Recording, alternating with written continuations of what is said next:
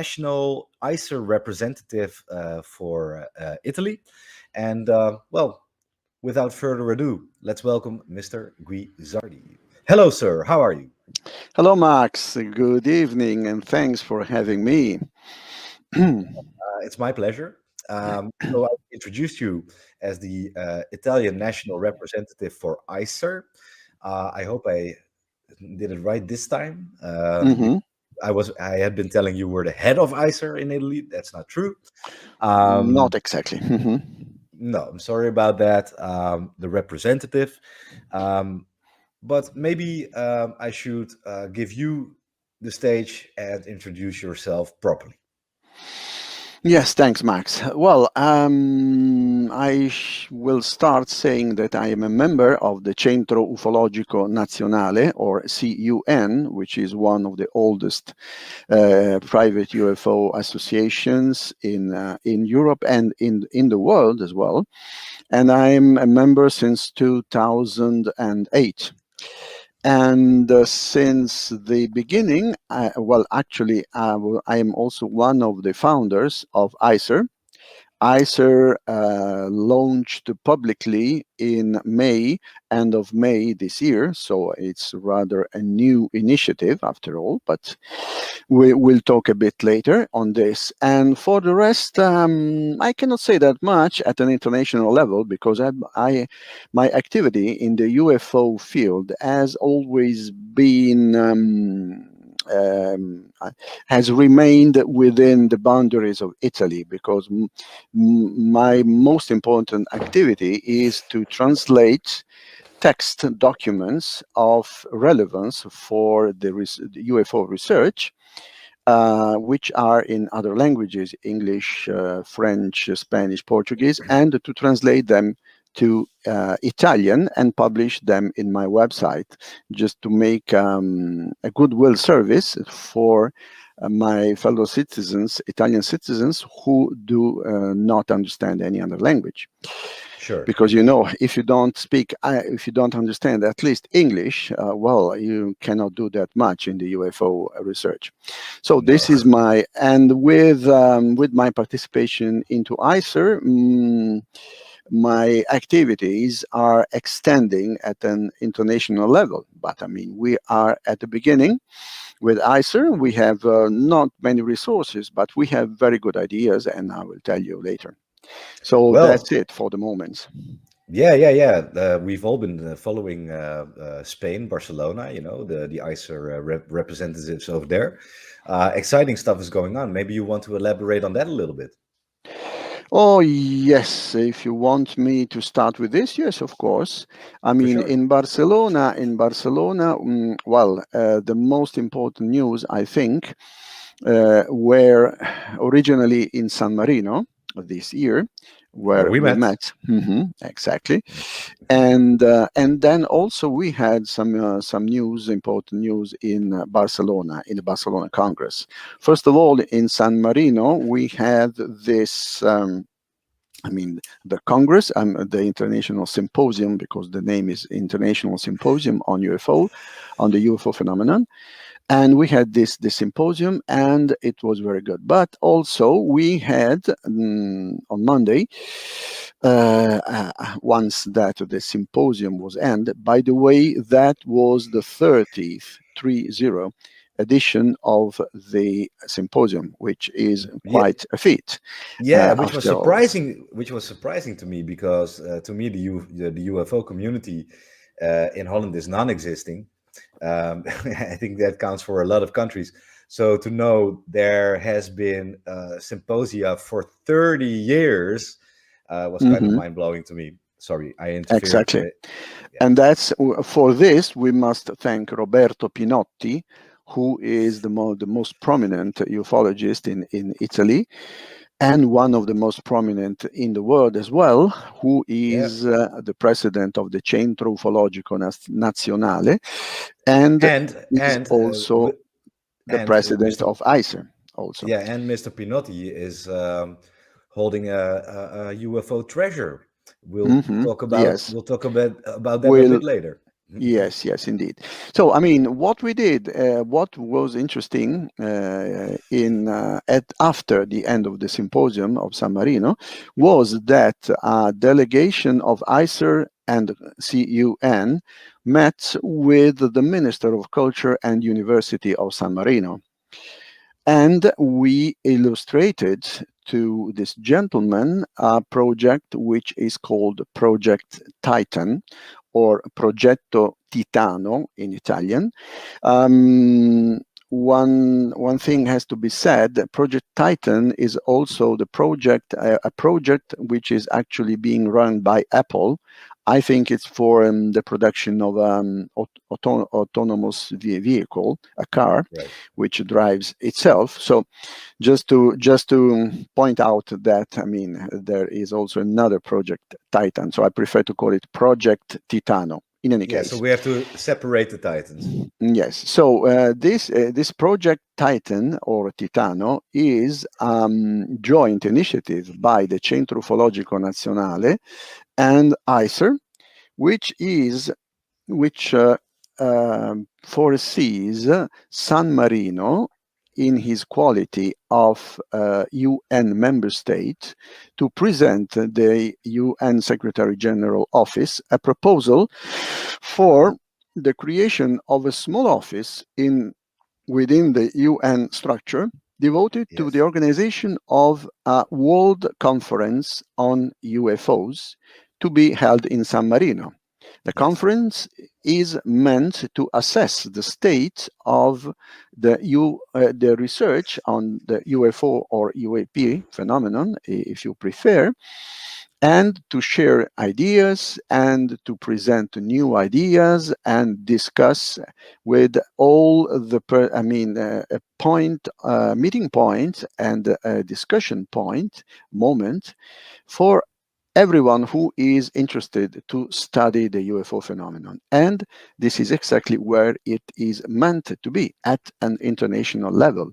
This is what ICER wants to do, exactly what it wants to do. It's one of its stated intention since the beginning, that is to bring the discussion on UFOs or UAP to the highest possible level. Exactly. And also, oh, sorry. Let me ask one yes, question. please. I know. Mm-hmm. And how is the UN responding to this initiative? Wait.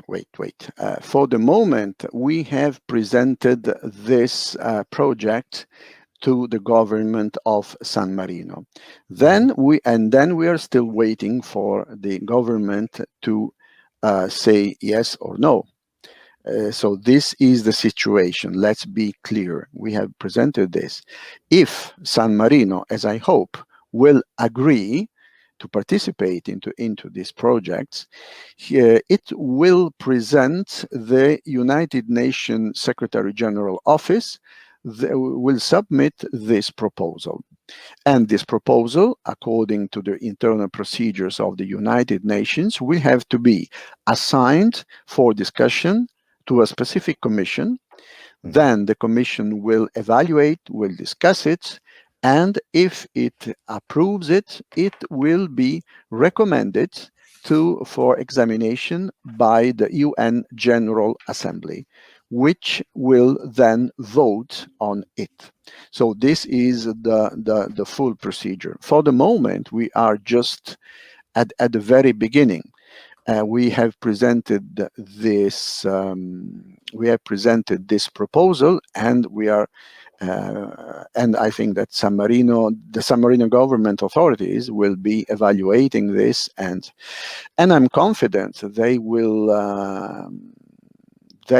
understand the importance of this and the benefits also that San Marino could get from this initiative. But for the moment, we are in the phase where we are waiting an answer from the San Marino government. Yes. And maybe you could ask, why San Marino? Why such a small place was chosen for this initiative? Well, my question is not why San Marino. I can kind of guess why San Marino. There's not a lot of rules. They're pretty much separate from the European Union. It's kind of like Switzerland. So I get that place. But my question to you is, Mhm. um, how do you see your chances to get a serious acknowledgement from, let's say, other European countries and eventually the UN? Well, that's a good question, Max. Actually, it's difficult to say. It is really, really difficult to say because, of course, we cannot we cannot judge on something for which we have no precedence. I mean, there was never there has never been anything like this before. So we do not have any parameters on Yeah, which to base a judgment. there's no benchmark yet, right? Exactly, Um, exactly. That's the point. so Sorry. I hope, and I think, reasonably think that given the situation, the general situation concerning the UFO phenomenon, which has already changed and is still changing, yeah, I there's a think huge that paradigm shift. Yeah. yes, exactly. I think that the time is right now to do this kind of proposal because I think that there could be a good number of countries who could agree on this proposal. I think, Yes. and you know, San Marino could really turn into the Geneva of the UFOs, actually, Well, that because would be great. exactly, because and you know, I mean, San Marino is a choice of excellence in this sense because you know after 30 editions of the World Symposium, it comes, I mean, an upgrade of this symposium to an international level, to a real international official level, comes as, how can I say, it comes naturally in this sense. Also, San Marino is an independent state, one of the oldest republic in the world, by the way, is an independent state which is proud of its independence. And it's not by chance that I have mentioned the Geneva of the UFOs, because the neutrality of San Marino makes the choice of excellence for this such a kind of initiative of a world UFO conference where persons expert of any field of any nationality can meet, discuss, exchange ideas. I mean, to start a dialogue, an international dialogue, which I think it's something that is really needed nowadays. Because I mean, if we go on like we've done till now, I mean, each one jealously studying UFOs on his own and keeping it under a big, heavy secrecy, we will not go anywhere. I mean, it's time that UFOs or UAPs are studied openly, publicly, and internationally. Yes, sir. Yes, sir. So let me shift to something that is very connected to what you were just elaborating about. Hmm. Um, so yeah, I mentioned San Marino being kind of like a Switzerland. It has its own independence, Hmm. which is of course those are good conditions for an initiative like this. So San Marino is surrounded literally by the country of Italy. It's an Um, enclave. it's an enclave, exactly. So there's something interesting about Italy because we were just talking backstage about this. Um, if I compare uh, the knowledge of UAP and cases to my country or neighboring countries like Germany, there's basically nothing over here. But Hmm. in Italy, there's actually almost a culture of UAP sightings. It's known among the general public. Now, how would you explain that? Difficult to say, but I mean, you see, if you consider that the Romans, I mean, 2,000 years ago, they created their own word for UFOs in Oh Latin. yeah, I don't know if you are aware of this. Well, you They told me, but please tell my audience. yes, yes. They call them clipeus ardentes, which means fiery shields, like the Okay. shields of the soldiers, of course, which are round. And Right. so they saw these things, and they call them shields, flying shields, and fiery because they were often glowing. So, I mean, if you consider this, no wonder that there is, well, it's really difficult to say because myself, I mean, I've been studying this phenomenon for more than 20 years now, but I didn't really find an explanation why in Italy there seems to be, I mean, people seem to be more acquainted with this. Maybe it could be that, we have the Catholic Church here, so we are so used to angel flying. I don't know, but I mean, this is just, a guess of Well, mine. well, can I It's just really. can Mhm, if you don't mind me, mhm. can I interrupt for just a second? There's let's say there's a rumor the Vatican is aware of UAP now, and I've even heard a birdie whistling in my ear. There might be something coming out from the Vatican about that. Would you know something about that? Maybe. No, unfortunately, I do not have any element in my possession. I really don't know anything about this. I mean, there have been signs by the Vatican, increasing signs by the Vatican of an attention to the UAP UFO phenomenon. Okay, and Yes. that's fine. There has been, by the way, there has been.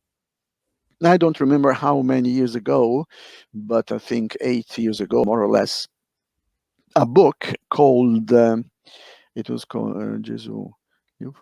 It's called Jesus, UFO and Aliens, Right. which was written. But the important point is that this was written by a theologian, Armin Kramer, I think, a German citizen, who wrote this book. And I mean, if you judge just by the title, it's a bit astonishing, but it is interesting because it's a reflection on what is called the Christology, seen in a cosmic perspective, because until now we have considered that Jesus Christ only came to this earth to save this humanity, blah blah blah.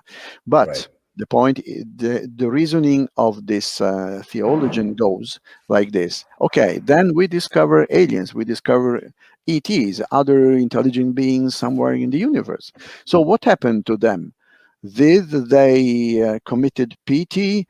What happened? Did Jesus Christ have to go incarnate over there to save them as he did here on the earth? Who knows? So I mean, of course, this is a rather technical book. It's not an easy reading book. It's a technical book for Hmm. Right.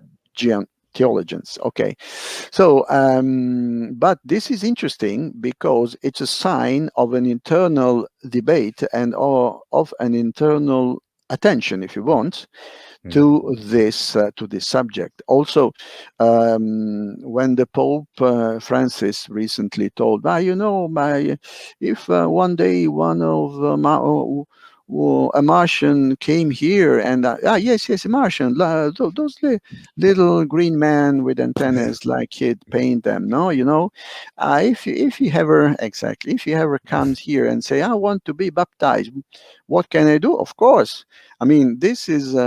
I take this. I mean, this is my opinion. I do not have any concrete element to say anything sure for sure, but Yes. these are, in my opinion, signs that something is changing also in the church, because it has to be remembered that the church never had a explicit position on the UFO, UAP, or ET subjects.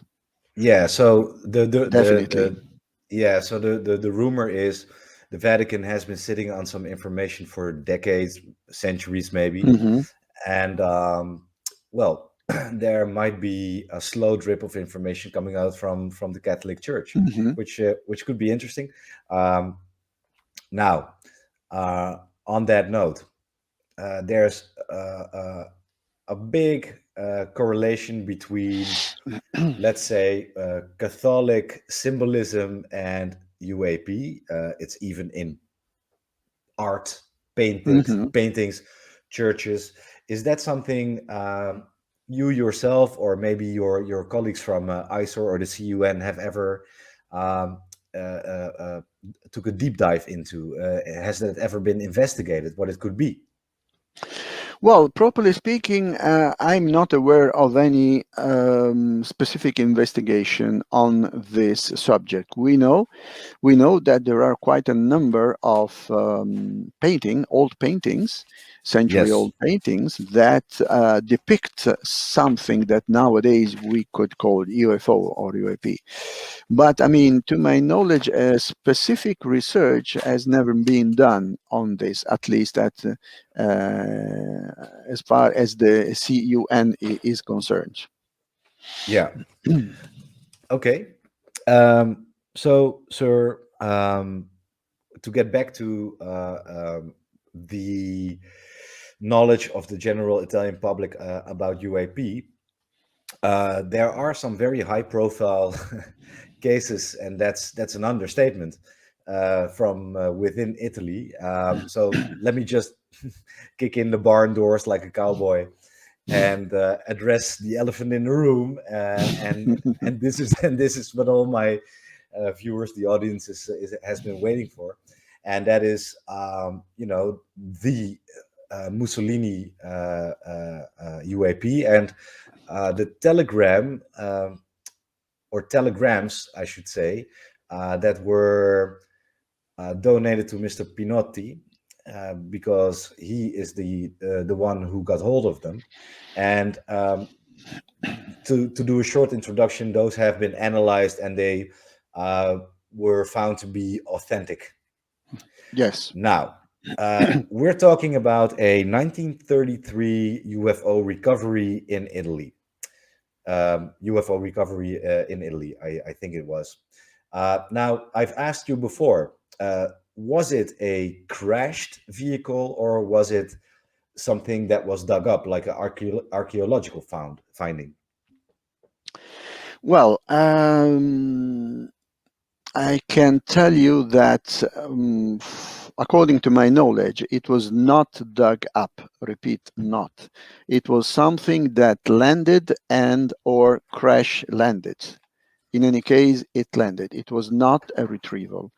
That was Yeah, sure. And if I can show the part of the documents that we have nowadays, can I share the image, Max? Can I go? yes, sir, for sure. We're waiting for Mm-hmm. it. Okay. Share screen, finestra. Okay. There we are. So you should be seeing this. Can you see it? Yes, we can see Mm-hmm. it. So this is a telegram. This telegram was sent by the news agency. The Stefani was the name, news agency, which was the only official news agency of the time. I mean, Right, there were no other. So they were the guardian of the truth, so to speak. So right, this is a telegram which is called, classified riservatissimo, which means confidential, and it has the highest priority. The highest. I don't know if you see my mouse pointer moving.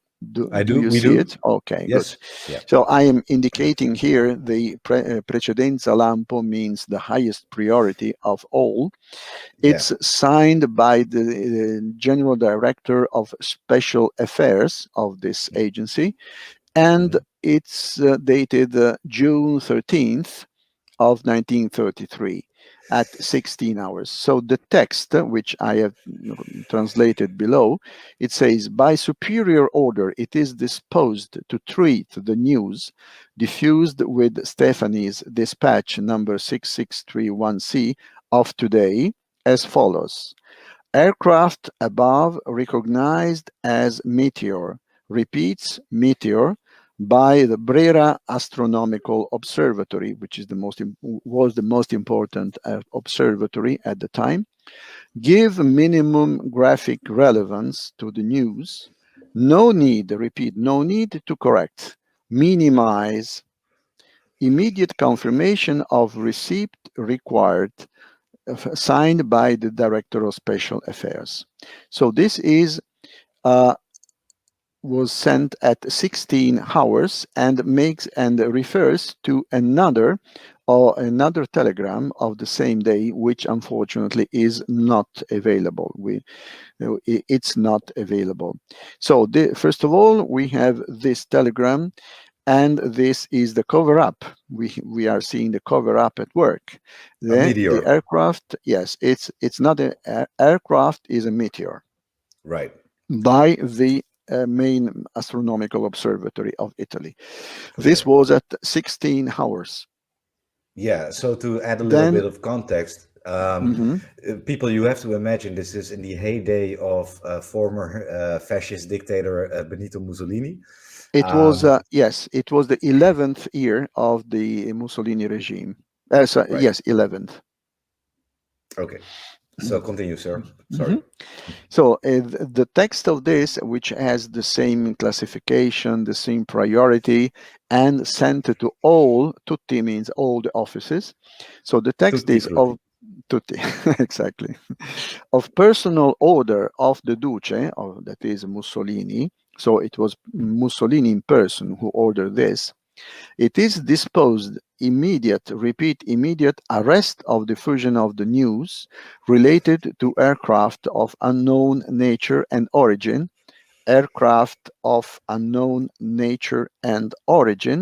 of which in dispatch of Stephanie, date today 7:30, the one that we do not have. Immediate recasting of any leads from the newspaper bearing said news is ordered. So eliminate any trace of this. The maximum penalties for transgressors are foreseen up to referring to the Supreme Court for State Security. Immediate confirmation of receipt is required. So you see, this is Mussolini here personally disposes the immediate arrest of the diffusion of this news. Yeah. Then we have another one. Where is it?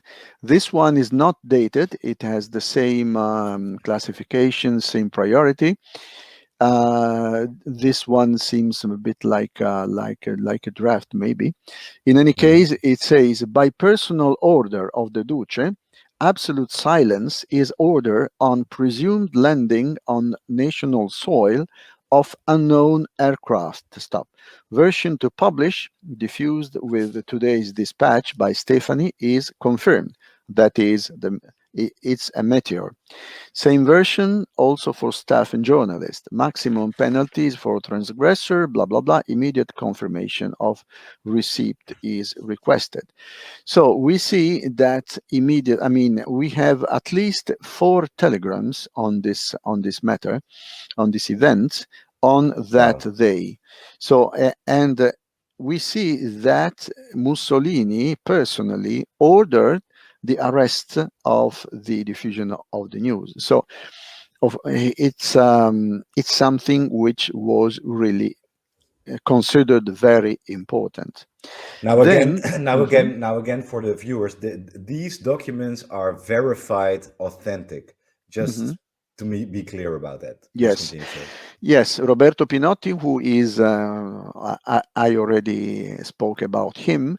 He received not all, but most of these documents were received by him by an anonymous sender. So we do not know who is the person who sent these documents. But in any case, yes. Are you sure you don't know who it is? I don't know. I asked Roberto many times if he knew, but he said no. We can have some hint, but in any case, was someone acquainted with someone very top level? Because we have, for instance, you see this other document, which is logically related to the three telegrams that we have seen before. By the way, if you see this symbol, this Yes. is the letterhead of the Senate of Italy. Senato del Regno means Senate of the Reign of Italy, because it was a reign in 1933. So this is it means a personal, very confidential note. First, inform the prefetto, the representative of the government, or local representative of the government. Second, arrange for the immediate retrieval of the aircraft. Third, stop and arrest all the witnesses, and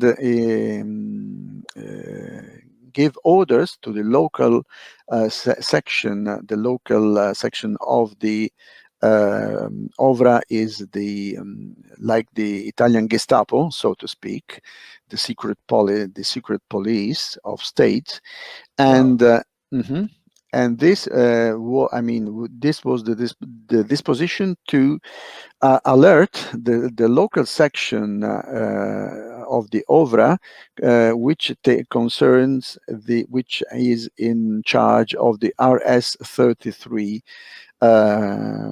relation. We'll see what this RS-33 means. Yes, then, I'm curious. Well, I can tell you for sure now. It's the equivalent, the Italian equivalent of the Majestic 12. It's called. Wow. Well, no, sorry, that just blew my mind. I didn't know there was an Italian task force at the time, which is yes. Yes, this is called RS-33, which stands for Ricerche Speciali, Special Researches, 33 because of the year when it was created. And it was, they say that it was, the president was Guglielmo Marconi. And it had a good number of high-level scientists working in this. So very exactly like the Majestic 12.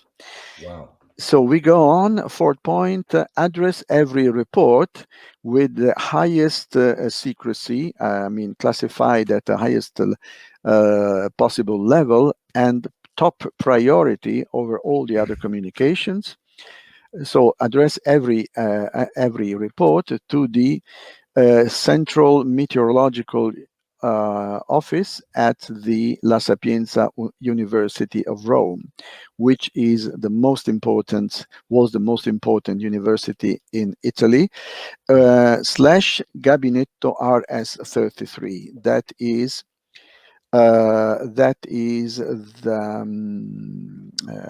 the one I told you before, the Italian Majestic 12. Then fifth, stop the diffusion of every news, specifically on the press. So stop without any, just stop the diffusion of any news concerning this matter. Six, for this, in order to implement what is disposed in point 5, it is necessary to publish every now and then very short article where the phenomenon is reported and described as as an astronomic event, a meteor, shooting star, or things like that. Right, a natural phenomenon. Yes, it's interesting that it's specified very clearly. It's necessary to publish every now and then very short articles where the phenomenon is described as meteor, shooting stars, and so on. Then, seventh, the transmission of the reports to the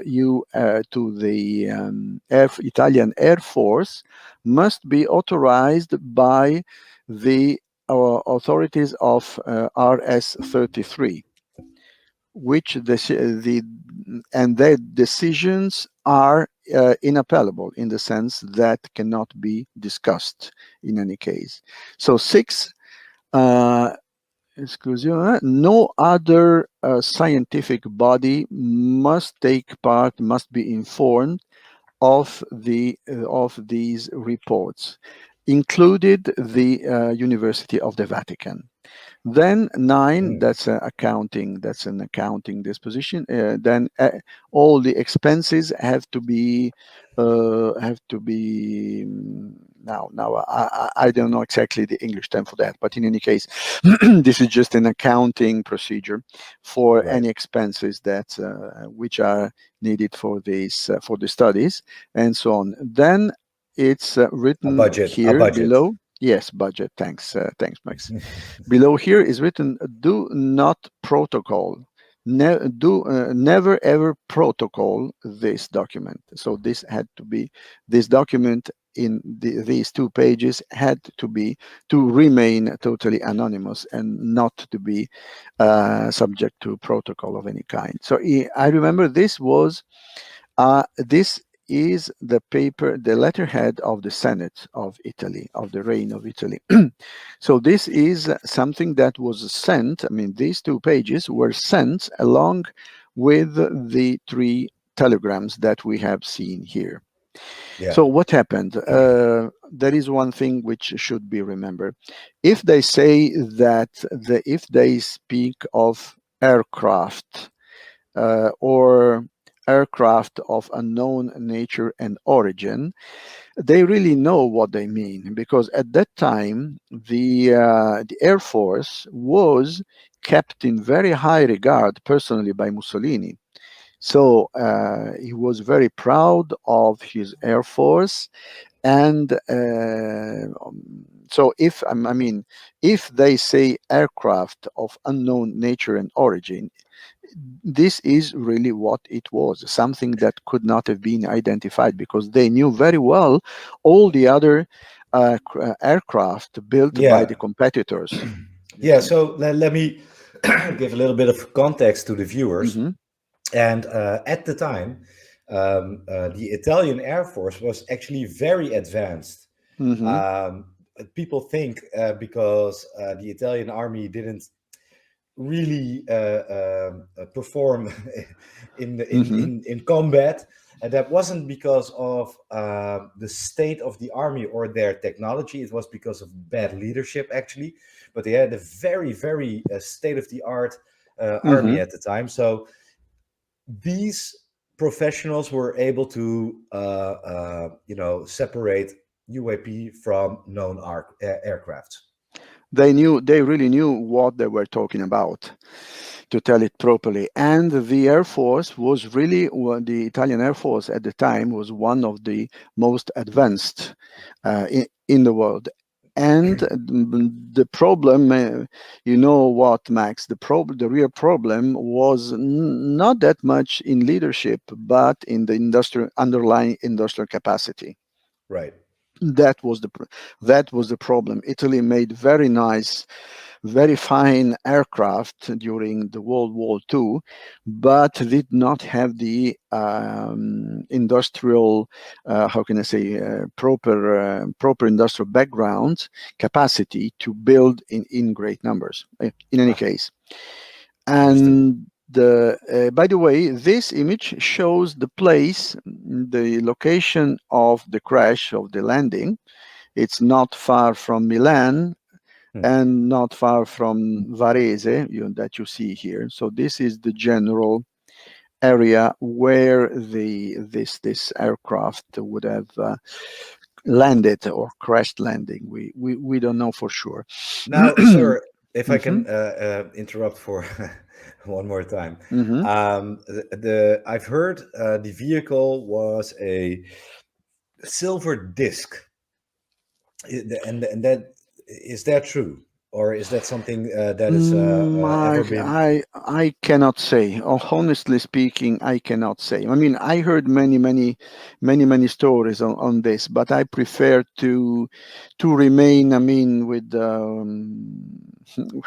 with my feet on on the ground, as we say in Italy. I mean, I heard many stories, but I don't know really if it was what kind of shape it had. Is Uh, there any account in the telegrams? In No, the telegram no, no. no, All no, right. no, no. Uh, I'm showing this image because this is that was a hangar or one or more hangar which were the property of the society CI Marchetti, which Mhm. was one of the top producer of aircraft at that time. Mhm. And they said that this vehicle of, or what remained of this vehicle, was conserved, was stored here in this facility, this Now, are we in a talking hangar. about like the Italian Area 51 or S4? Well, you know what? 51 or X4 are specifically designated localities for this kind of activities.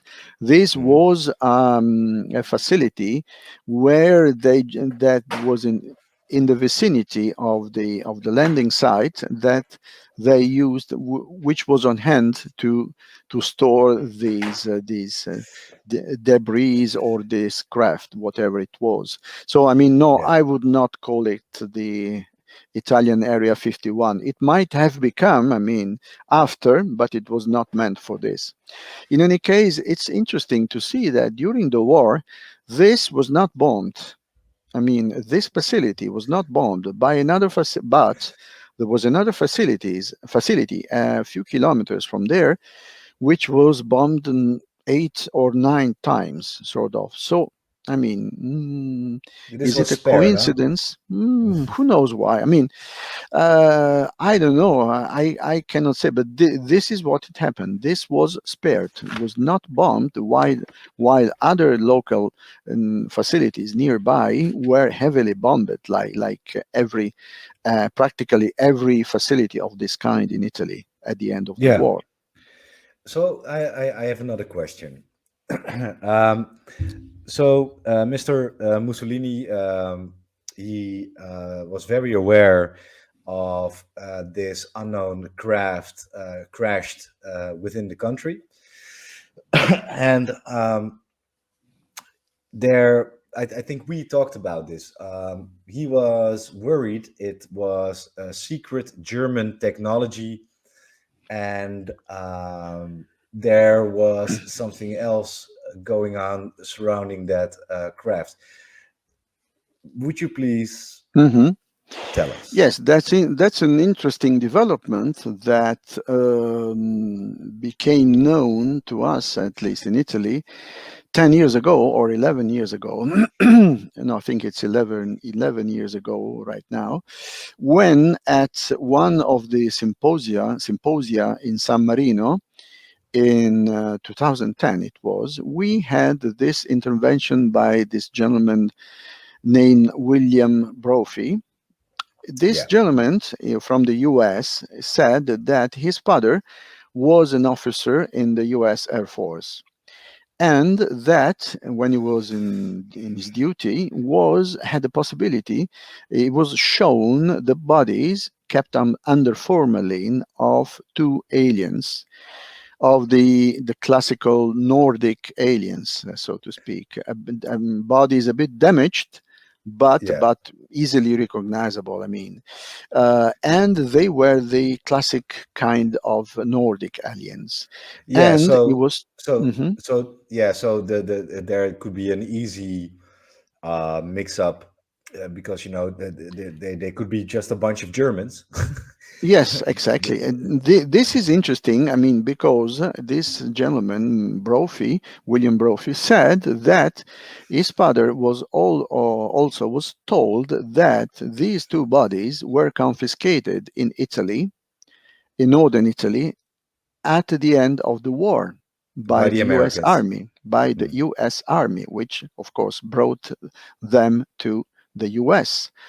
So there are speculations, indeed, that Mussolini could have been induced to ally with Germany because he could have thought that these two aliens were indeed Germans, and Yeah, that aircraft was that landed or crash landed in northern Italy was actually a Wunderwaffen, one of those secret.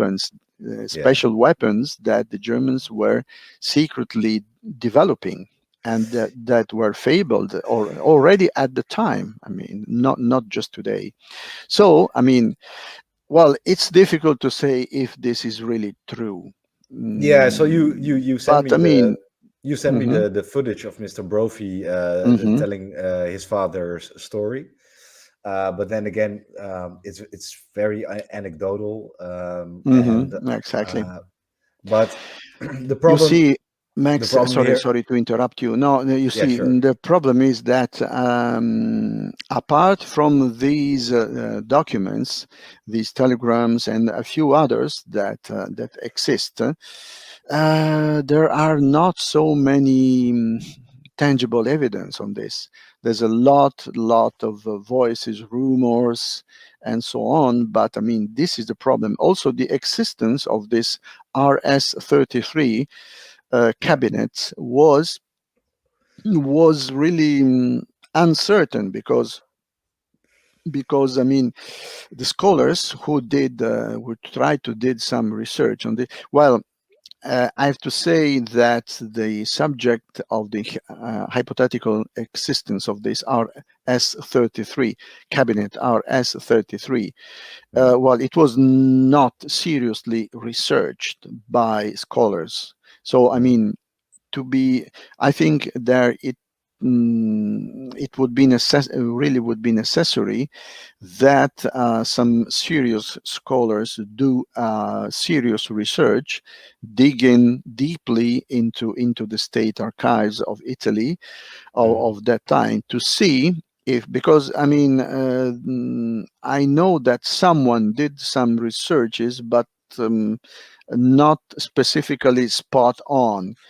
Someone found some traces of RS-33, but searching for other things, you see. So it was not their original objective of research. So Now, I mean, it's necessary to have a spot on, a specific research on this RS-33 at that time, starting from June 33. so sir, being part of the Italian ICER, hasn't anyone ever did the Italian equivalent of a FOIA request on the RS-33 case? Not to my knowledge, not to my knowledge. And Now indeed, that this would be is the first thing I would do. yes, yes, exactly, exactly. But you know what, Max? I mean, I'm in little more than 1 year. I will retire. So I Mhm. think I will have the possibility to go myself searching to do some serious searching on this subject, and we'll see because you know that I mean it's not it's easy to say it's easy to talk, but I mean if we want to be serious, we have to talk about tangible evidence, and to have tangible evidence, it needs to do a lot of digging into the Yes. archives, and this So is I know, something which is very painful and slow. sure. So I know Mr. Pinotti is also a journalist, right? Yes, yes, Yeah. indeed. And he was the one who got hand of the telegrams. Now I could, if I'm a journalist myself, and if I had knowledge of these telegrams, I have them in my possession.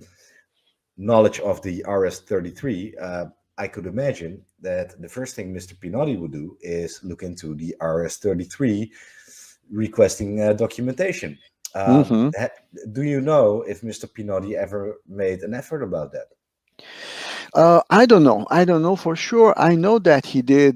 I did various activities to in order to ascertain the consistency and the veracity of these documents. I mean, with the forensic analysis and so on by different experts, not just one. But I do not know actually if Mr. Pinotti has ever done this kind of things. But there is one thing to say, Max. In the U.S., the FOIA, Freedom of Information Access Law, Mhm. is very well working mechanism. In Italy, you know what? There is not something specifically like that. Okay. I mean, you know what? In the U.S., you have this act, this law, which specifies that you have the possibility of asking blah blah blah, and the government body have to reply properly and so on. In Italy, there is not a specific law like this, so the legislature in this respect is a bit of a hazy. You see, this is the problem, Right. and this does not help. Unfortunately, this does not help those who would like to do a serious investigation on this subject. Yes. This is very interesting. So, for researchers, and in San Marino, ICER and user Lou were elaborating during the lecture I attended on the Titan project, and that is that actually people like me or my family, Vinny Adams Disclosure Team, or Sean Roche, Witness Citizen, who are covering this on a micro level, are actually doing the work, the research mainstream media should do. And this is maybe the key to disclosure. So the people who are watching this, hearing this, look into this. Try to find out if you're Italian. See if you can make a request and dig up some more information, which would be great. To continue about Italian cases, let's stop for a minute in the Netherlands. Let's stop for a minute. Mhm. There is a very compelling case in the Netherlands called the Soesterberg case. You were just talking about the year 1979. We've had our biggest case in that year over here. 12 Dutch military men were witness to a UAP hovering above a shared Dutch-American military airbase. Hmm. Um, yes. Um, and there were supposedly nuclear weapons. Now, Mhm. my question to you is, whenever there was a UAP sighting or phenomenon the past decades, is there a pattern of them being near places where there's either a military nuclear site, maybe run by the Americans, or maybe some where there's nuclear power being made? Mhm. Yes, yes, Max, there are indeed. I mean, this kind of pattern can easily be recognized in many, sorry, in many different countries. It happened. There are there are a few cases said to have happened in Italy, but there's nothing really sure. I mean, in Italy, there are a lot of cases in other countries, and also the Russians. I mean, if you remember the interview with the General Savin, which was published, I think, on the Pravda online in 2013, if I remember well. He says that they noticed that whenever they moved troops, material, and so on, UFOs popped up immediately, all the times. Mhm. And this is not the only person who said this. There are also other. I mean, I heard also of other top level officers who were aware of this in the in the Soviet Union. Yeah. So I mean, no wonder that this happened. It happened in Rendlesham. It happened in the Netherlands. It happened in Kapustin in Soviet Union. It happened many other places. So let me get back to the Italian soil or area. Um, well, there was a case of a high level of microwave power, and let me see. This source of radiation Mm-hmm. was about 60 kilometers separated from the Italian shores, right? Mm-hmm. And there In the was a sea.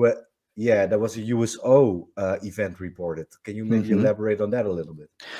Well, Max, it would take hours because it's not just one event. It's a series of events, Right, weird events that happened in a very small village in the northern shore of Sicily, right. northeastern shore of Sicily. Hmm. The most evident phenomena was or were spontaneous fire, Yeah, which started abruptly, burning things that you would not imagine that could burn easily. Uh, if you think in a house, what could burn easily?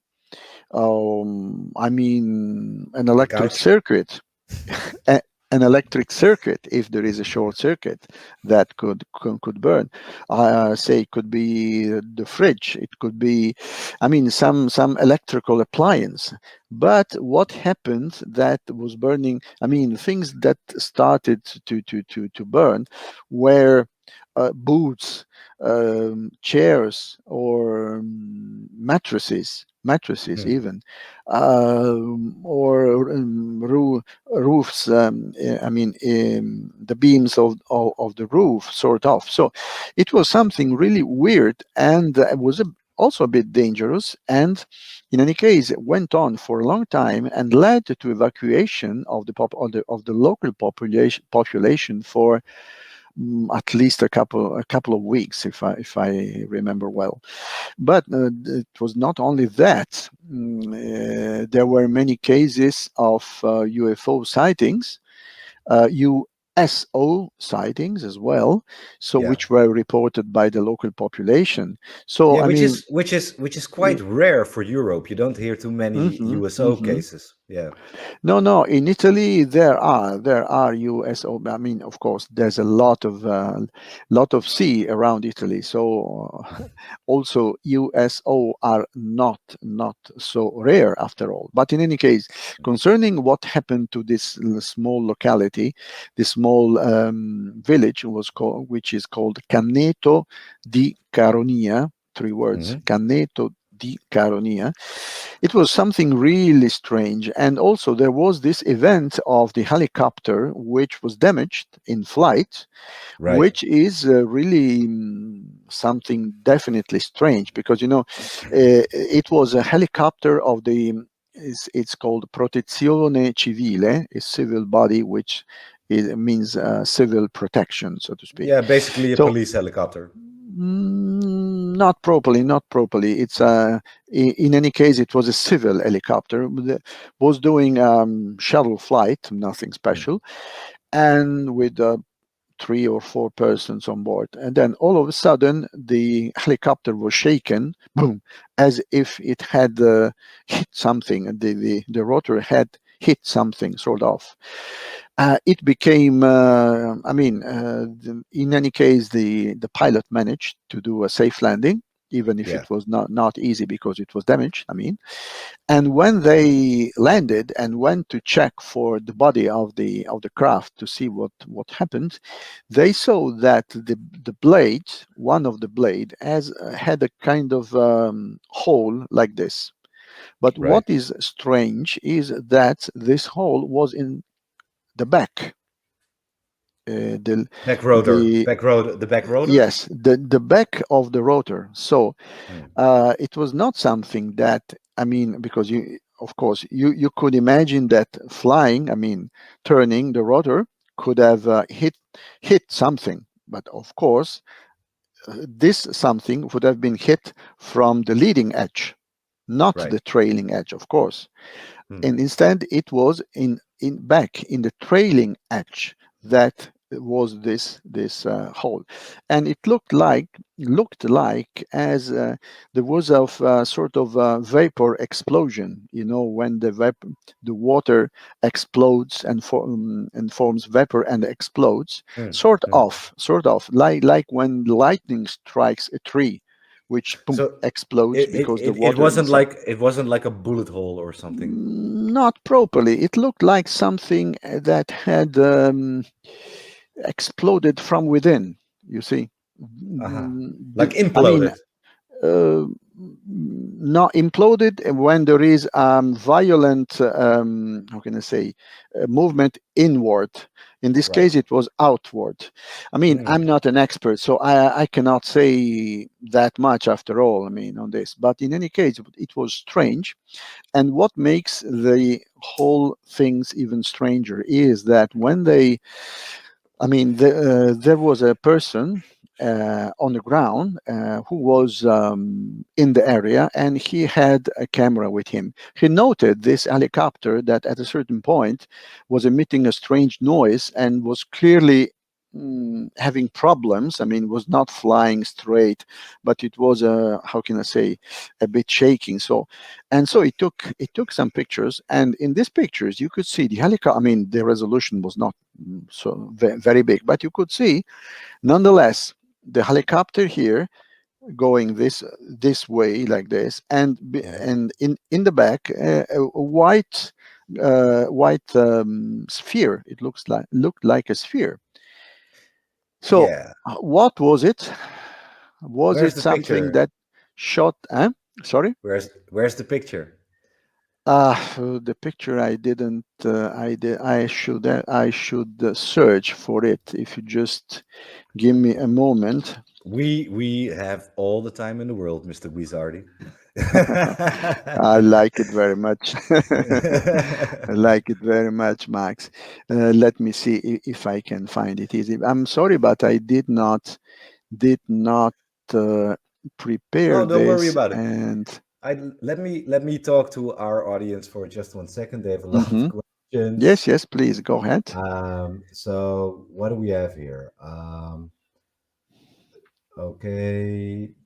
So JML asks, is there a Mussolini archive? I guess to be more specific on UAP, I think it's very clear that the only thing that exists on that are the telegrams that Mr. Guizzardi just shared with us. Um, but I do have a question for Paolo, if I am allowed Mm-hmm. to say your first name. Very cheeky. Uh, Mm-hmm. but there are rumors that the recovered UAP, the Mussolini UAP, was taken to the United States for investigation. Yes, exactly. Yeah. Um, and if there were alien, like presumably alien bodies recovered, now that is something that hits home with, for example, Roswell, Area 51, Mm-hmm. S4, etc. Something Yes. to be, yeah. And So you know what, Max? It's interesting to see that. I mean, we are all familiar with what happened in Roswell, but I mean, 14 years before, one World War before, and yeah, a totally different environment. I mean, the fascist Italy of Mussolini. In yeah, 1933, we had this crash, and we see already all the ingredients of the recipe at work. We see Right. the immediate secrecy, we see the cover up, we see the start of high level scientific studies, secret high level scientific studies. And So this, one, I so repeat, one, 14 years before. yeah. So one could make a case the Americans learned from the Italians on how to cover up. I don't know really. I don't know, but I don't know how and if the Americans were aware of this. I don't think they were.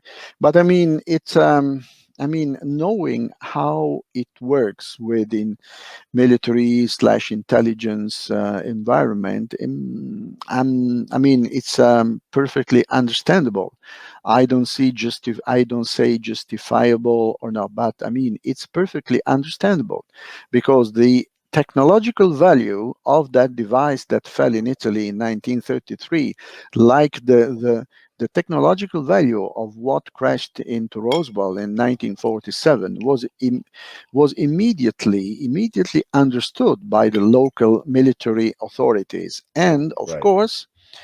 of course they started eagerly to study it, hoping to have the possibility to replicate it, because the one who can find a way to replicate these spectacular vehicles, who would, for military purpose, would have found the holy grail of military air supremacy. You see, so it's very simple. I mean, no wonder that this happened. I mean, if that would have happened in the and the witness was San Francesco d'Assisi, Saint Francis.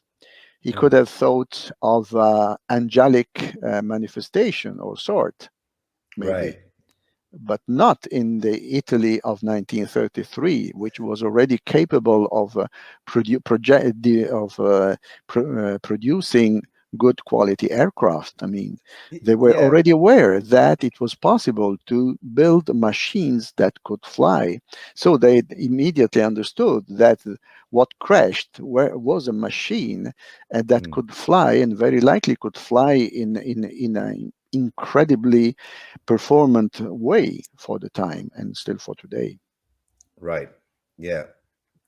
So the first question, let's summarize a little bit. Uh, Uh, mhm. Sorry. Yes, Let's please summarize go ahead. the. Okay, so we we have a very advanced Italian Air Force. They can separate technology from something unknown. Now, something was recovered. There's telegrams being sent to the highest level of the government.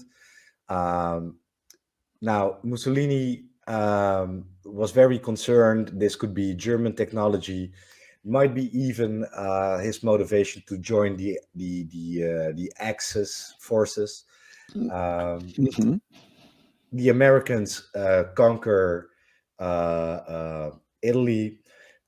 They might, get their hands on this amazing piece of technology. And what do? They want a piece of that. They take it back to the United States. And now technology is advancing in a very rapid motion. And, you know, the other things like Roswell happen, etc., etc. Now, do you think that, in hypothetically, that technological um, advancements were made because of these recoveries? Because this is Mhm.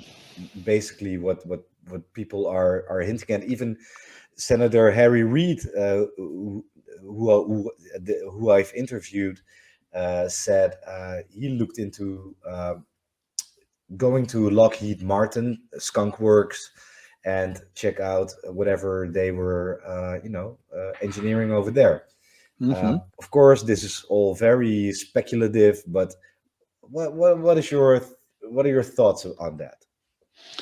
Well, I do not have those many more elements for judgment than what you are, Max, than what you have. I mean, so what to say? I think that it's. I mean, this possibility is indeed. It has a certain degree of how can I say credibility.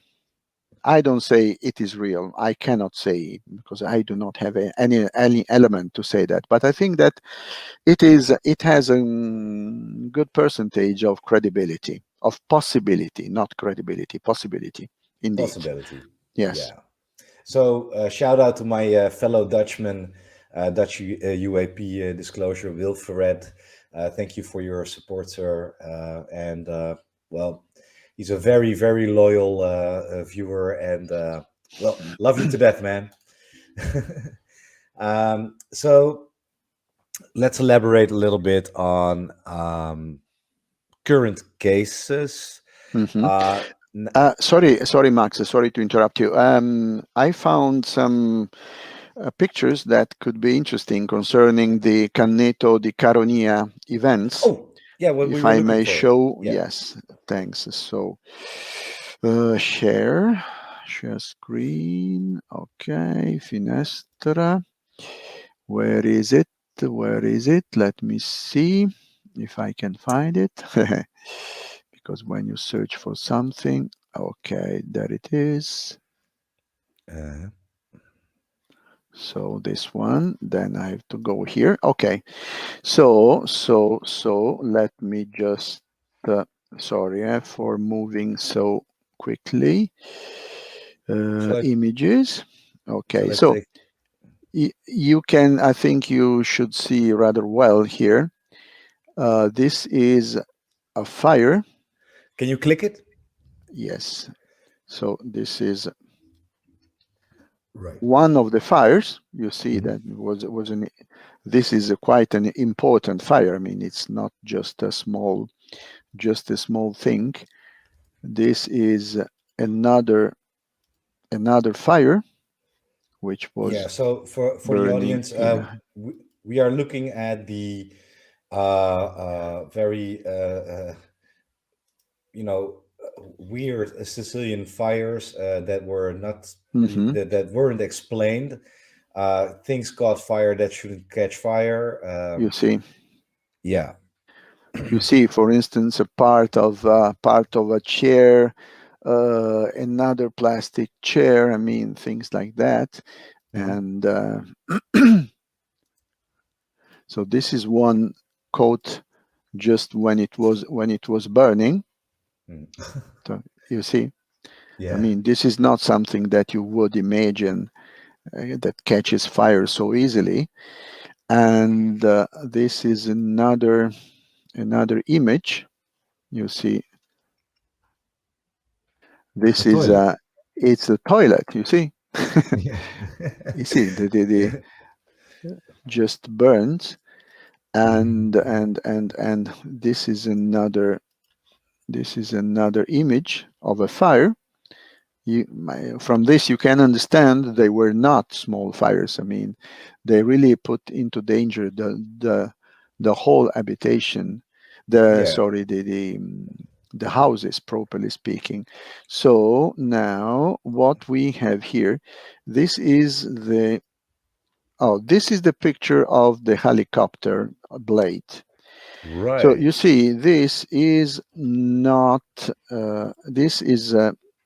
I mean, this is not the effect of a bullet. It could be Weird. the exit hole of the bullet, but not. You see, it's difficult. I mean, of course, I am not an expert in this, so I can just make judgments on the common sense. So, but in any case, this is not anything that you would expect from a bullet. No. You see. And let me see if I can find other images, because there was also in the image of the helicopter in flight with the UAP. UAP in behind. Let me see if I can find it properly. Of course, when you search for something. This Yeah. is another image where, so here you have one helicopter, and this you have something which should not be there, actually. Yeah, the black Don't tic tac. know. Sort of. Yes. But this is not the picture I'm at. Also, there is another image, which is this one, Mhm. which is, taken from the sea, and this is the shore. And Right. there are these two devices here. I mean, the quality is low, but in any case, this is another Yeah. picture that was taken at that time. Right. And let me see. In any case, there are many images here that you can find. And this is the picture of the helicopter, you see. So this is the helicopter Right. right here. And this is what is this? Difficult to say. This Can you happened, can you zoom in on yes? the pictures or You mean to zoom? yeah, yeah. I'm zooming. Okay, like this. This is okay. I think that it's difficult to go to zoom Right. more. This happened 2006. Right. This is when the gentleman who was on the ground noticed that the helicopter was behaving as if it was in some sort of danger, and took this image. And then when he looked at the picture later, he found this device, this who knows what it is here. And again, this is another image of the same hole, this one, Right. seen Right. from below. This is seen from below, you see, and this is seen at the same height. Right. Yeah. So it says that the analysis that was performed into specialized laboratories excluded any trace of organic material. I mean, that was not a bird. That was not a living thing that hit this part of the rotor. And what is interesting is that the researchers have found that there is a variation in the electrical conducibility. I think it's the term. I mean, the resistance of the material to the electric current has changed here in this area. Okay. So what does this mean? I don't know, but this is what has been ascertained. And also here there are, this is a picture of this is just a plant which apparently took fire. This took fire, and only itself. I mean, difficult to say, but it looks like only that plant burns, not the surrounding. Then what is this? These are mussels. A great number of muscles. I mean, this is a collection of pictures of weird events that happened between 2004 and 2006, which was the Okay. period when these weird events happened. So this is, okay, no, I have to stop sharing now. Yeah. Because otherwise we're going to have this effect. Where is Yeah. it? Stop sharing. I'll take it out. Okay, thanks. So you see, I mean, we could talk for hours on this, on these events, which went on for 1.5 years, if I remember well, around Yeah. 2005, a bit. I mean, some months before and some months later. Yeah. And it's really a collection of strange events. And there was a commission, official commission, which was set up by order of the Italian government of the time, and they went on for some months doing very specific researches, and they found that they found that a very high level of microwave was emitted, and it was emitted in very short bursts.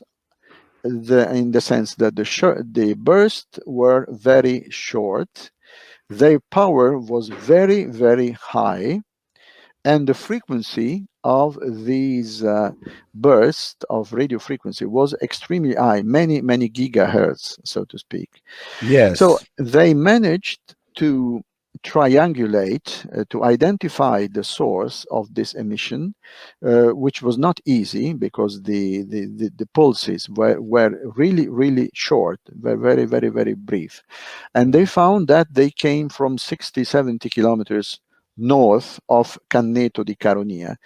And what it is interesting is that it is 60, 70 kilometers north of that location, there is just open sea. Right. So we were what just was talking that? about that was the USO case, right? Yeah. Who knows?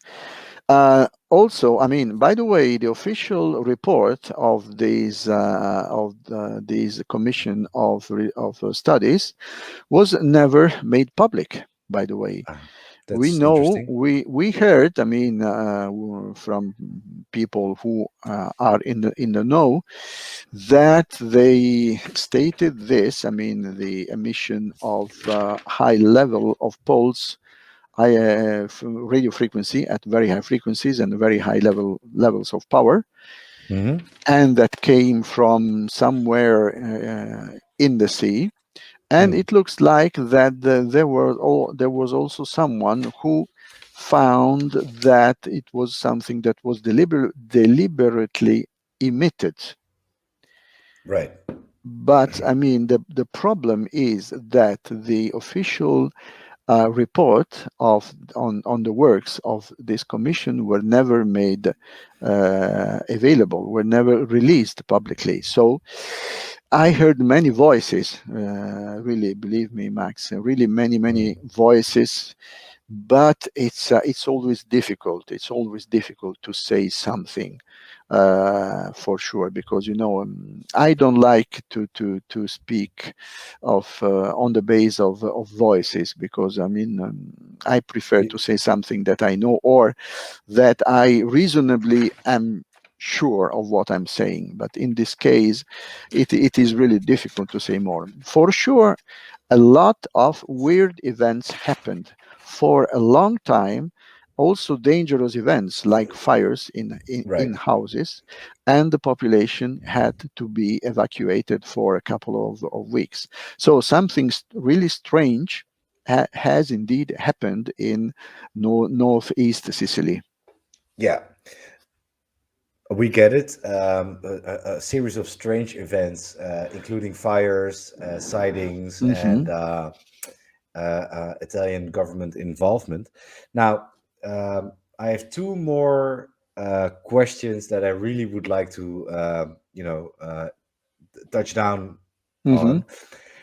So there's accounts of Italian military pilots engaging UAP near Trieste, Istrana airfield, right? Yes. Yes. Yes. Yeah. I can tell you something on this specifically. Let me just make some order here, because I want to close these windows that I have opened before. Let me use my time to give a big shout out to Ray. Thank you for your endorsement, sir. And Laura Sosa, thank you, lovely lady, for the super sticker and your endorsement. Much appreciated.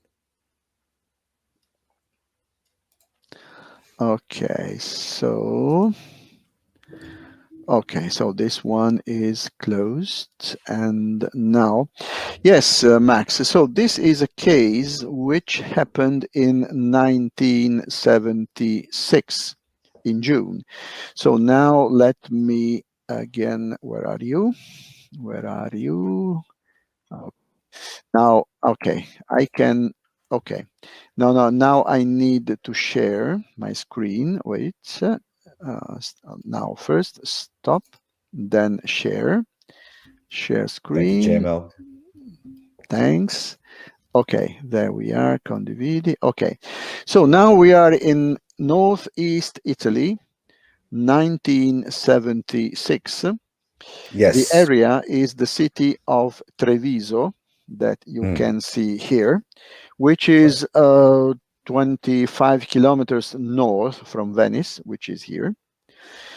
So what happened? One day there was a military pilot who was coming back to his base after a mission of photographic reconnaissance in the Apennines south. So he was flying more or less in this direction. Yeah, and if I'm not mistaken, Because this was Marshal Maurizio Cecconi. Cecconi, exactly. Yeah, Maurizio Cecconi was a maresciallo, I mean, is the military ranking, maresciallo pilota. So he was coming this way, was coming from northwest to southeast, because he was meant to land back to his base in Istrana, the military airport, which is more or less here, west of Treviso.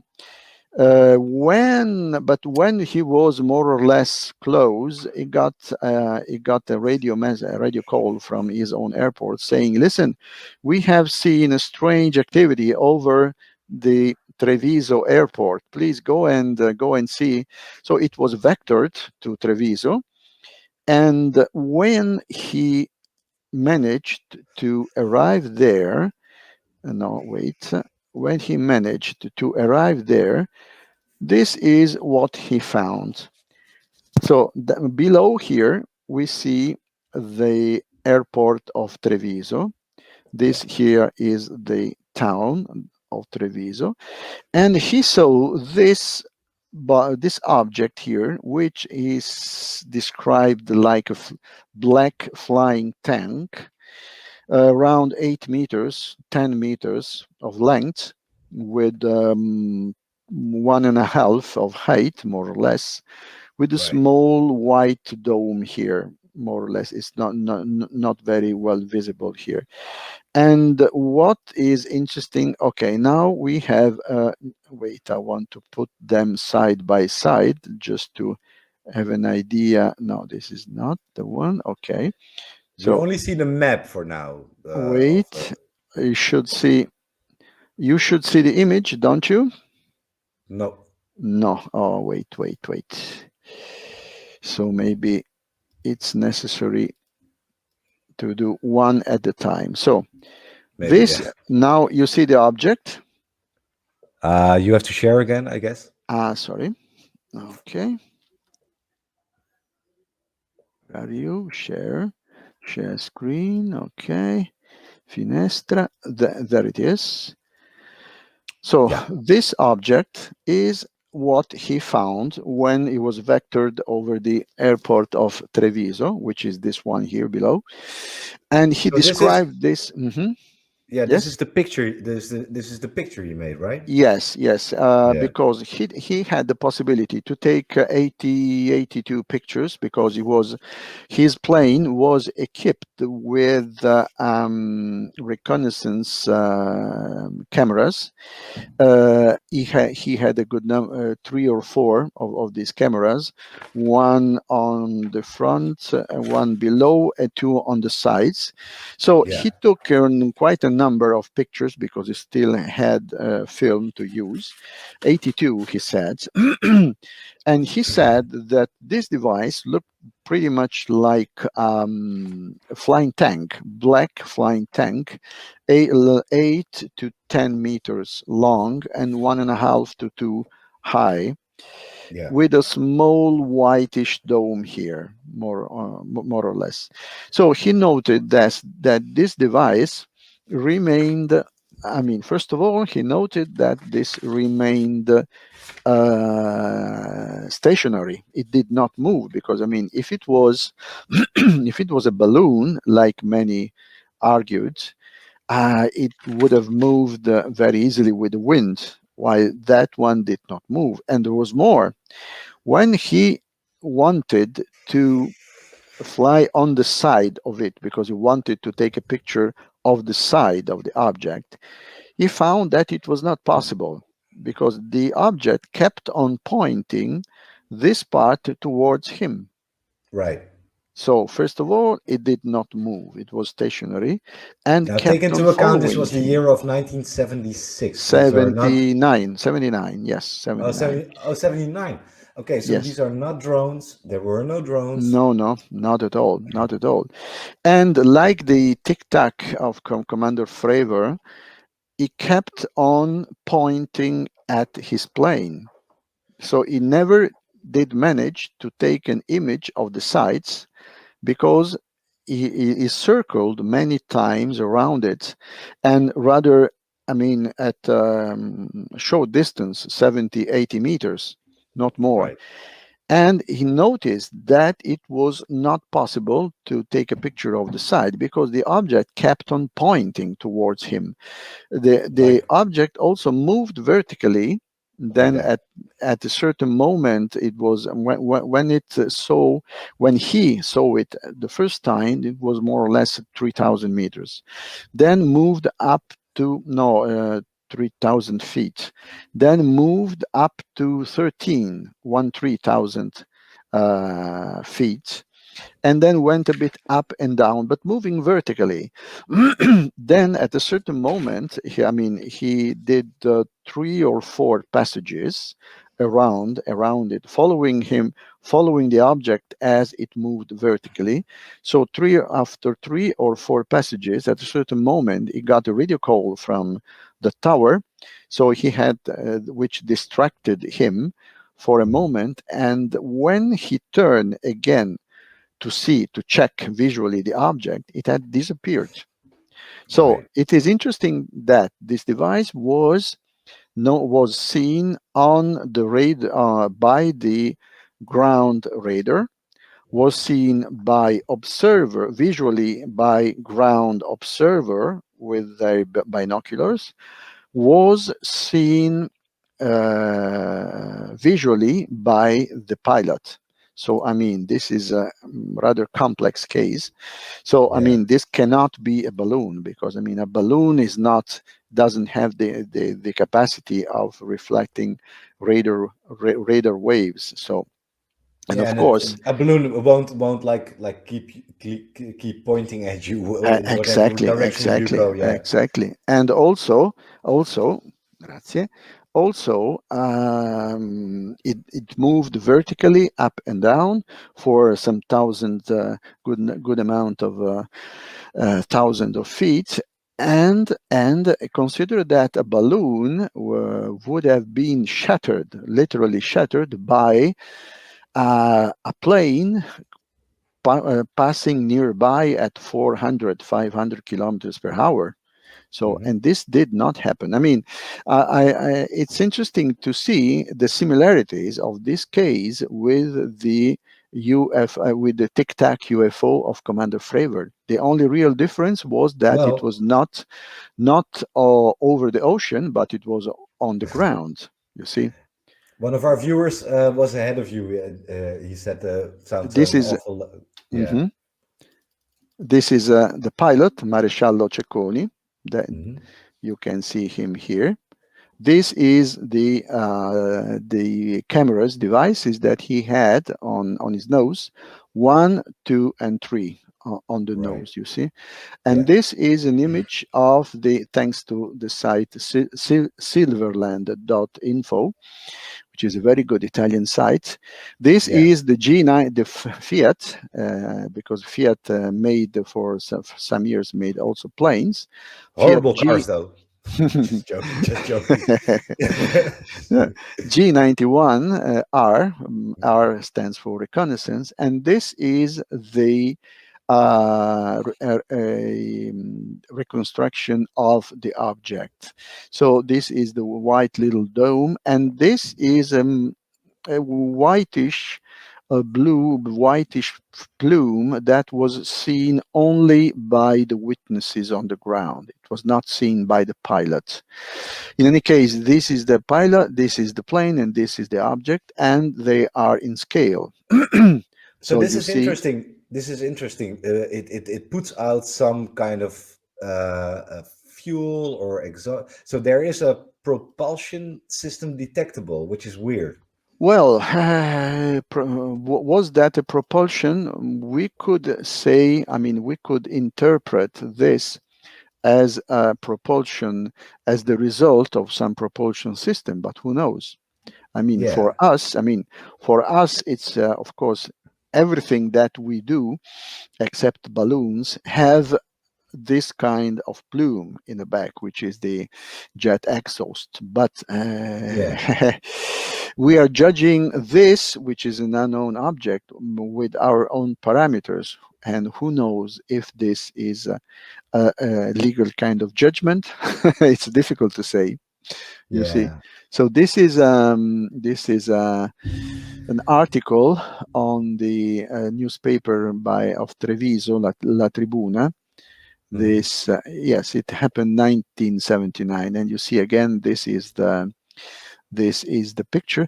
By the way, we have this picture only because Maresciallo Cecconi was rather smart to how can I say, to keep a couple for himself, because otherwise they would have disappeared, because all the other have disappeared. Where they burned, they just lay dormant in some archive. No one knows. We only have this because Mr. Cecconi was smart enough to sneak a couple of these pictures in his pocket, only for this. He's a boss. You see. So here we have the area, and then here we have. This is an image taken by Google Earth of the same airport. This is the airport, and the object in the picture is more or less here. So this is interesting, Max, because, as I said, it has a quite striking resemblance with the Tic Tac UFO case of Commander Fravor. That's for damn sure. 2004. Sorry, just a moment. I need to drink something. Sure do. Sure. I'm not going to take too much of your time anymore, sir. No. Don't worry. It's always a pleasure. Don't worry. Absolutely. So last question that is very, very compelling for Italian cases is, of course, the football stadium case. So for the audience, if you don't know about that case, I think it was in the 50s, sir? 50s? Yes, it was in the 50s, I think. Yeah, so full football stadium, and Mr. Guizzardi, can tell you guys that in Holland football is a religion, but in Italy, it's more. It's more than a religion. It's more important than a religion. So there's a full stadium of people watching a football game, and sir, please do elaborate on what was noticed. Well, that was rather, how can I say it? It was rather simple, after all. There was this football game going on, and then at a certain point, someone started looking up and was followed by practically all the other thousands of spectators in the stadium, and also the players in the field, and the referee, and everybody just stopped doing whatever they were doing and just kept looking in the sky, with pointing their nose up to see this UFO passing. No, there were more than one UFO, if I remember well, passing by. And you can imagine, I mean, it really takes a fleet of UFOs to stop a football game in Italy. Actually, That's true. actually. That's true. and uh, and Yeah. what is interesting is, unfortunately, apparently there is no image of this event, unfortunately. Yeah. This is mind And this blowing is to me. uh, Yeah. exactly. Like a stadium of 10,000s of people and no one brought their photo camera. Exactly. Yeah. I do agree. And it's the same for me. But what is interesting is that, okay, this fleet of UFO passed slow, not that slowly, passed by, and there was the phenomenon of the angel hair falling. There was Angel this. hair, It's called angel hair. It's yes, it's called angel hair because they are like like white very hairs. filament of a silicate, Hmm. sort of. Uh, and it happened. I mean, it's nothing really new because it has happened in a certain number of cases. That, I mean, first the overflying of UFOs, one or more, huh? And then Mhm. after some time, this strange transparent filaments, very thin and very delicate, which fell on the ground slowly, falling like Mhm. snow. And then what is interesting is that they dissipated after some minutes. Hmm. Once that they were fallen on the ground, they sort of, I don't know if they evaporated, if they sublimated, or what happened. In any case, they disappeared to the side. They simply, it's like if they evaporate. Think of the how can I say, the morning glue, not Like not snow or yes, no, the yeah, morning, hey, how dew. do you call it, dew. Yes, sort of. When it Yeah, freezes, when it's frozen, then the sun comes and then it sublimates, it turns from ice into vapor without liquefying, I mean, sort right. of, I mean. And this is interesting because and this also had thousands and thousands of witnesses. I mean, this angel hair falling had really thousands and thousands of witnesses in Firenze, Florence. Wow, and now they're all Mhm. immortal. Just joking. Just joking. Sir, before we go, would you mind if I give my audience 5 minutes to ask you some questions? Yes, Uh, sure, my sure, sure. my my audience, use the super chat, please, and I'll ask your question to Mr. Guizzardi. Hmm. I'm not gonna keep too much of his time, so please shoot. And before they No ask problem. questions, No sir, problem, really. Don't worry for the time. I mean, I'm at your full disposal. awesome. Um, but before they start going with the questions, I would love to thank you for your time. It was an amazing podcast. I think we've all enjoyed it. I see there's a huge crowd watching. Like Good. every minute, there's like almost 100 viewers, so that's amazing. Um, Wow. and I would love to do a follow up on this, Hmm. because I think after a podcast like this, more questions will be raised. So yeah, Hmm.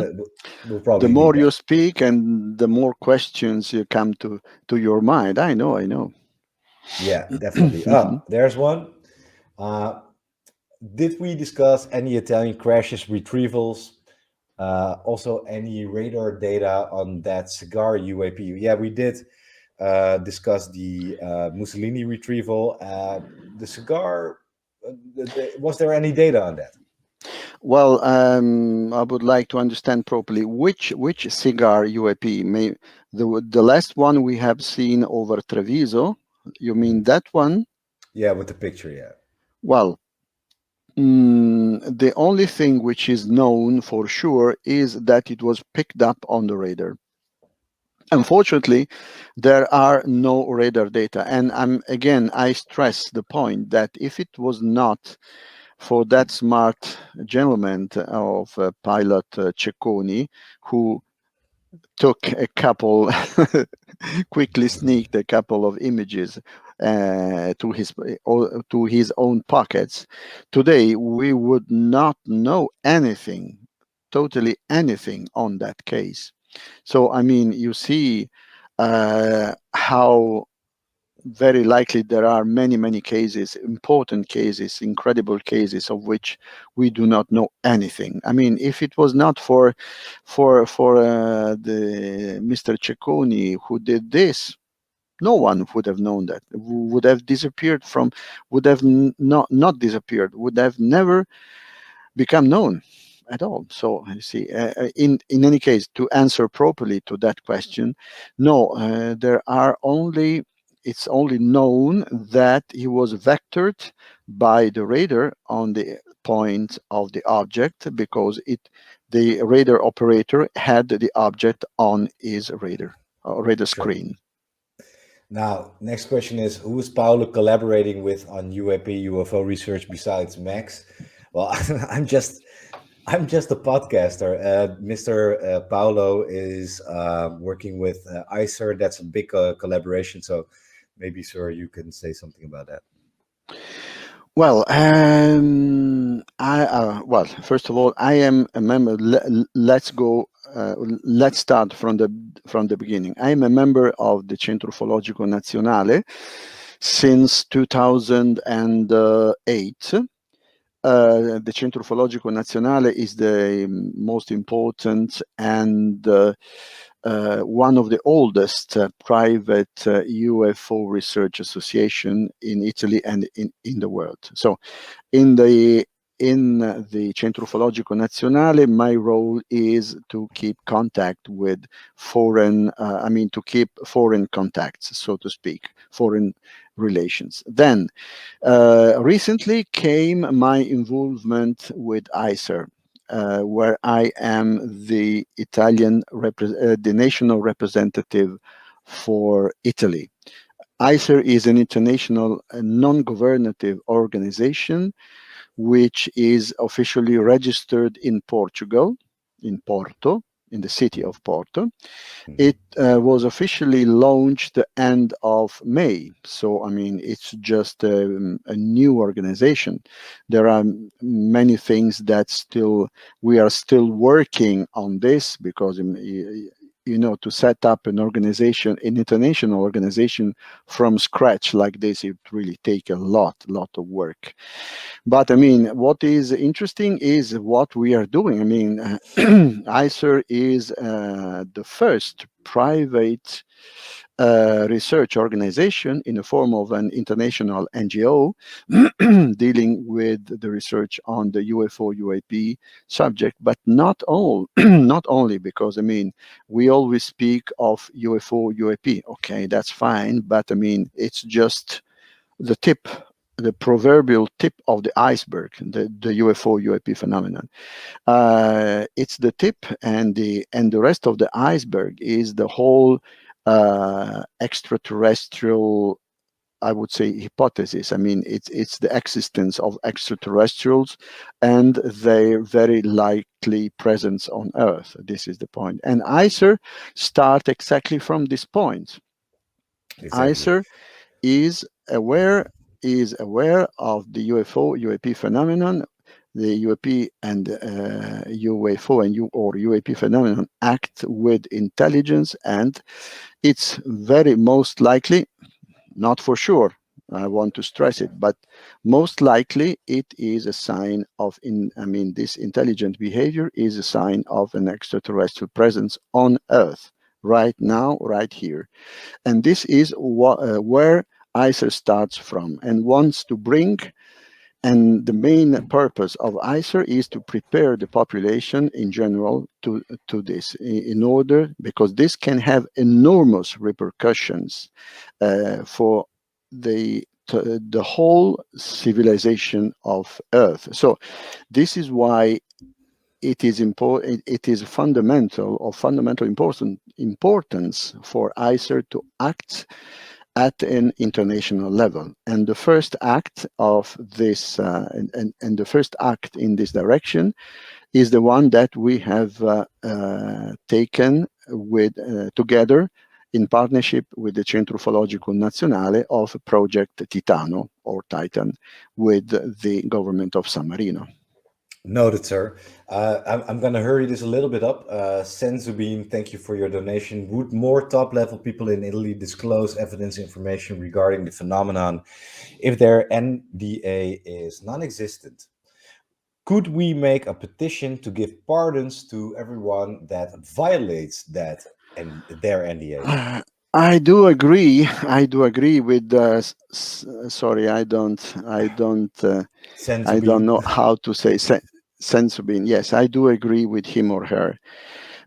We must arrive to a point where we understand that we cannot prosecute everyone, because I mean, for sure, in the past, a lot of abuses have been committed. Really bad things, for sure. I mean, for sure, we know some, others we suspect, but I mean, the point is that we cannot start, how can I say, a witch hunt in this case, because we would never recover from this, and this would lead totally to anywhere. I mean, I understand that really bad things have been committed. I mean, bad actions have been committed. Sure. There was a reason for this, which is understandable. But again, at a certain point, we must realize that if we want to progress, we must, as we say in Italy, we must put a stone on this and go on. And I do agree that a sort of you call it petition. I mean, an action of pardon. I think it's you can say like this in English. Pardon. I mean, a generalized pardon action is the best option to be able to, if we want to proceed, if we want to go any further. Yeah. So last question, I'm gonna ask Mr. Guizzardi. Thank you, Gabriel Arcadi, for your 50 SEK. I'm not sure what country that is. Crowns, Sweden. Oh, crown, thank you Swedish for your crown. Thank you. Would Paolo try to interview someone in the Vatican State about UAP? Well, I would be not happy. I would be more than happy to have discussions with the Vatican. Personally, I do not know anyone in the Vatican. So, I mean, of my initiative, I could not know even where to start from. But I mean, I thought you were friends with the Pope. No, not exactly. But in any case, I mean, I would be more than happy to start a discussion with them in case, and I'm more than open to do this. And I told you, you may never know. You may never know, because we have seen, listen, I'm 65 years old now. And in these last 3 years, I have seen things that I would have never imagined that I would have seen in my life. So never say never. All right, sir. My brother Vinny of Disclosure Team, subscribe to that channel. He's amazing. Let's do an ICER panel discussion on the owls. Now, sir, me, Vinny, and Sean Raj, and actually Andy Marshall have a collaborative channel called the Owls of Disclosure, and we usually cover European cases. So I'm actually cheating on them right now. So we would love to have an ICER panel, and if you're up for it, and some of your colleagues, we would love to do that. Mm-hmm. On that note, just sorry, Max. Just to have an idea, you say that you are covering. I mean, in this Owls of Disclosure, you are covering mostly European cases, right? Yes, sir. Yeah. Mm-hmm. Okay. No, just I'm just noting this. Yeah. Well, it's like people, please subscribe to that channel because the Hmm. Europeans and a rogue American, we're digging into European cases because everything spotlighted is usually American, but there's enough Hmm. stuff going on over here, like Yes, Italy. yes, yes, yes, yes. Um, on that note, I really have to pee, and I love, I love, I love this talk with you, Mr. Guizzardi. It was one of my already right off the bat one of my favorite interviews I've ever done on my podcast, Wow. and I can I see my audience has been really enjoying this, and I would love to have you back, including your colleagues, either on my channel or the Owls. Hmm. I've really enjoyed this. It was amazing. Thank you so Good. much. My pleasure. Whenever you want, Max, you just call me, write me, and we'll be more than happy to be your guest. Yes, and feel free whenever you have some really classified and Hmm. secret information. I'm the guy. So